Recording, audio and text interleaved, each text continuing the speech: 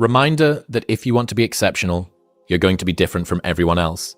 That's what makes you exceptional. You can't fit in and also be exceptional. Both have discomfort. When you fit in, you have internal conflict because you're not being 100% you. When you're exceptional, you have external conflict because everyone sees you as different. Pick one.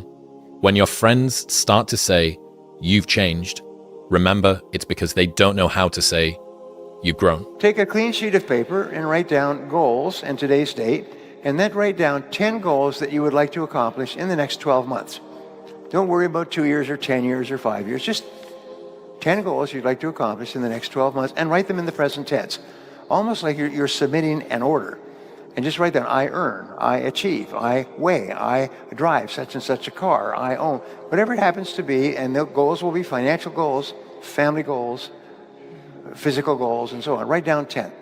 And then you take this list of 10 and you say, if I had a magic wand and I could wave this magic wand and I could have any one goal on my list within 24 hours, which one goal would have the greatest positive impact on my life? My message to the world is a very simple one. You need to treat yourself with kindness and grace, understanding that this is the first time you've played this game, understanding that you're going to make mistakes and that mistakes are maybe 70, 80% of life, and that you're just figuring it out. Focus on making small mistakes. Don't make irreversible mistakes. Dude, how many times, you know this. Anytime you get to the next level, you feel the same pressure that you felt when you were at a lower level with less skills. Yeah.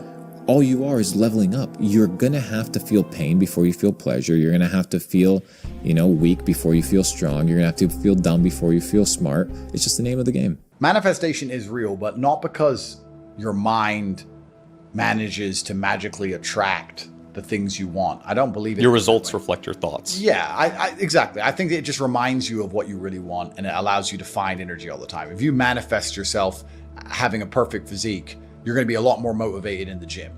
It's not the thought that makes the physique, it's the gym that makes the physique. However, the manifestation makes you want to go to the gym. So I do believe that if you understood the power of your thoughts, you'd never think negatively ever again.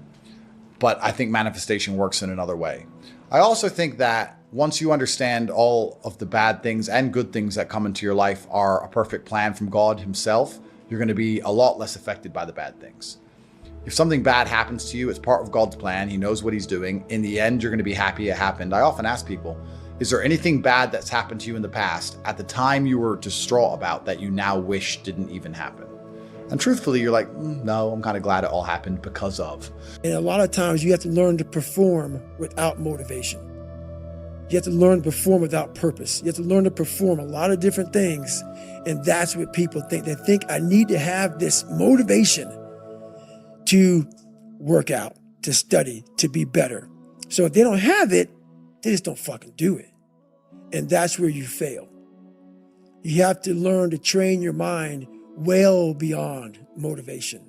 If you have motivation, that's great. That's some kindling to the fire. All it takes is a little bit of fucking spark, you can burn a whole forest up. But motivation, you have to learn to exist without it. You have to learn to be your best self when you're least motivated. And that's the tricky part about all that shit. Motivation is just a word. You have to have these different things in your mind on where you want to go and know that motivation is not going to get me there. Because I'm not going to always be motivated. So it just means simply this: do your best every time out and always strive to do it better. Do your best every time out and always strive to do it better. Remember, it's usually the last 5 or 10% of any job or project that makes all the difference. And what we do is we get to 90% done, and then we start to drag our heels. We start to put the paperwork aside. We start to think of excuses. We start to do what is fun and easy rather than what is hard and necessary. The thoughts that you capture, whether you believe it or not, are based off of your surroundings, your environment, and your programming.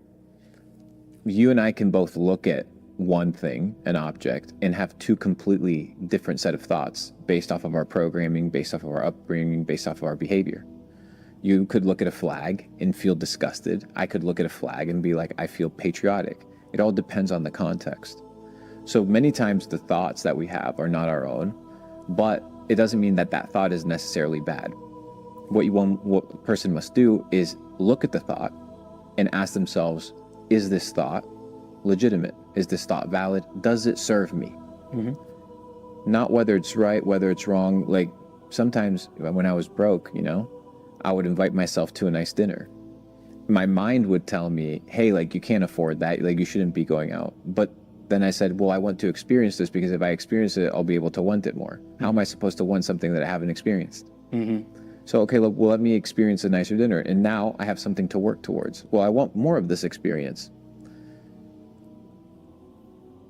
What I've come to realize about mindset and thoughts, and then I want to ask you about what you think about it, is not only that it originates from your context and your environment, but it also comes from how you position yourself.